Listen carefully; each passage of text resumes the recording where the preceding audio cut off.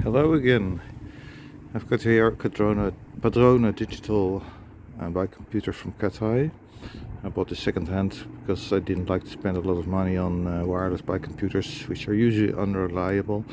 This one is okay, and the good point is the cadence function, which I've been using quite a bit to finish the analysis of cadence, comfortable cadence range versus the gear range or the gear step size of a hub or cassette system. But I will get into that in another video. It's already mostly on my website, but I will add a bit. I will talk a little bit now. So about the roll-off hub. Some guy said in the comments that he didn't like the step size, it was too big. For me it's okay, and I will get into that as well in the video that I will make. It's already a little bit, as I said, on my website. I will add a bit more on how it works, which step sizes are useful, which are derived usually from what's usual, I think, from experience. I don't know if any company has actually done the analysis that I've done on what step sizes are really useful based on the cadence frequency that people like to ride in. But I will put a link to that in the description. So the Son Deluxe, let's get back to that. I mentioned I don't like it. I feel the vibrations even with the light off and with the light on. There's just, it's almost the same. It's really annoying from about 15 kilometers per hour on this bike.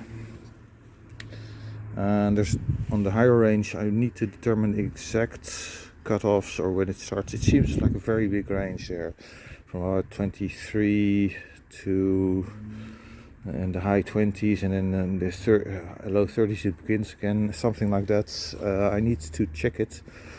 I checked a little bit without pedaling, because the pedaling can also induce some vibrations. You have it, for example, with some cassette systems. I used to have a 10-speed Campagnolo road bike long ago, and at certain spacing, at certain cassette positions where the chain was on a certain position on the cassette, I would feel a vibration in the bike from the chain, because it was of course not going exactly straight, but on the more to this side or more to that side.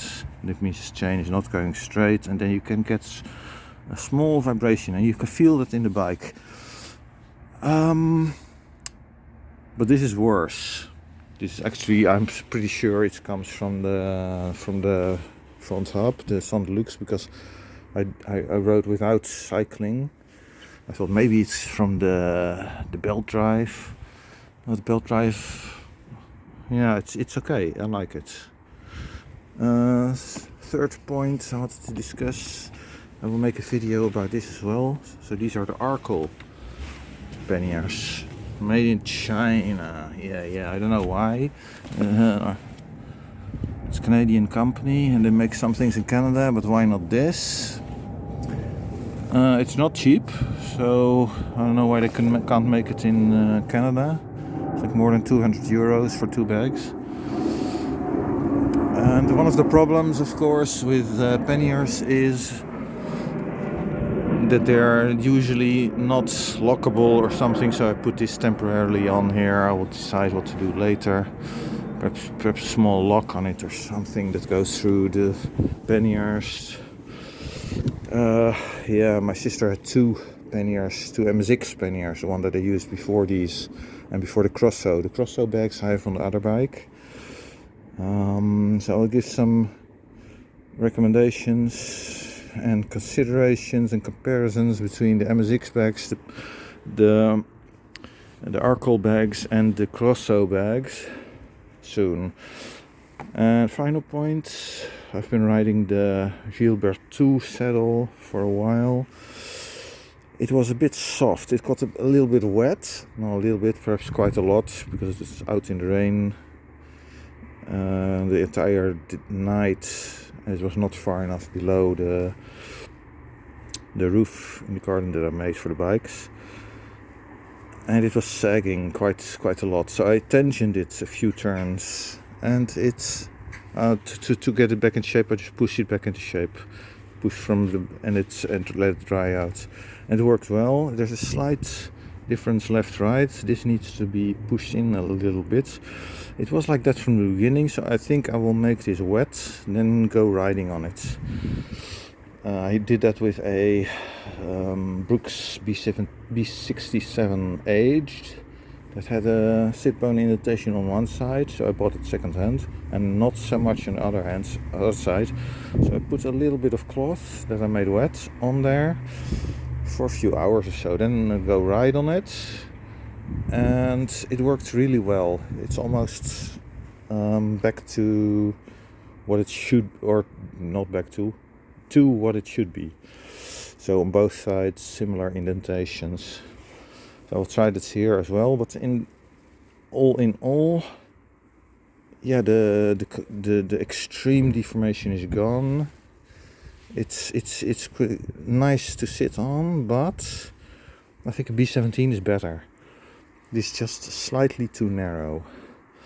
And Gilles Berthoud has made the saddles pre-softened, like the aged saddles with Brooks. Although this leather is thicker, but I don't think this pre-softening is actually useful at all. It only means that the saddle will sag more. As I mentioned on my website, the only two places where the saddle needs to be soft is where the sit bones are. And you can shorten break-in period by just putting, as I said, in this case I wanted to put a little bit of cloth, wet cloth, on the saddle, put it there for a few hours, then ride on it. If you have a new saddle, you can do that on both sides. And that's really the best way to break in a saddle. I don't think this pre-softened stuff is worth it at all. It just means the saddle won't last as long. But I will see how it goes. With the leather stretching, it seems to hold up okay, but it hasn't been completely wet since that one time. Alright, that's it for now. See you in the next video. Bye.